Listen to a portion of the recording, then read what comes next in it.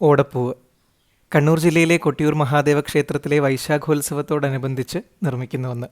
ക്ഷേത്രത്തിലെ 28 ദിവസം നീണ്ടു നിൽക്കുന്ന ഉത്സവ സമയത്ത് മാത്രമാണ് ഓടപ്പൂവ് നിർമ്മിക്കുന്നത്. ഓടപ്പൂവ് നിർമ്മിക്കുവാനുള്ള ഈറ്റ വനത്തിൽ നിന്ന് ശേഖരിച്ചു കൊണ്ടുവന്ന് തൊലി ചെത്തി ചതച്ച് ഒരു ദിവസം വെള്ളത്തിലിട്ട് വയ്ക്കുന്നു. അതിനുശേഷം മുള്ളുകൊണ്ട് ചീകിയാണ് ഭംഗിയുള്ള ഓടപ്പൂക്കളായി മാറ്റിയെടുക്കുന്നത്. ഉത്സവ സമയത്ത് ധാരാളം ആളുകളാണ് ഓടപ്പൂവ് നിർമ്മാണത്തിൽ ഏർപ്പെടുന്നത്. വൈശാഖോത്സവത്തിൻ്റെ ഭാഗമാകാൻ വരുന്ന ഭക്തജനങ്ങളിൽ ഒട്ടുമിക്ക ആളുകളും ഓടപ്പൂവും വാങ്ങിയാണ് തിരികെ മടങ്ങാറ്. ദക്ഷൻ്റെ താടിയെ അനുസ്മരിപ്പിക്കുന്ന ഒന്നാണ് ഓടപ്പൂവെന്നാണ് കൂടുതൽ ആളുകളും പറഞ്ഞത്. എന്നാൽ ദക്ഷയാഗത്തിൽ ഭാഗമായിരുന്ന ഭൃഗു മഹർഷിയുടെ താടിയെ അനുസ്മരിപ്പിക്കുന്ന ഒന്നാണെന്ന് കൂടി പറയപ്പെടുന്നു.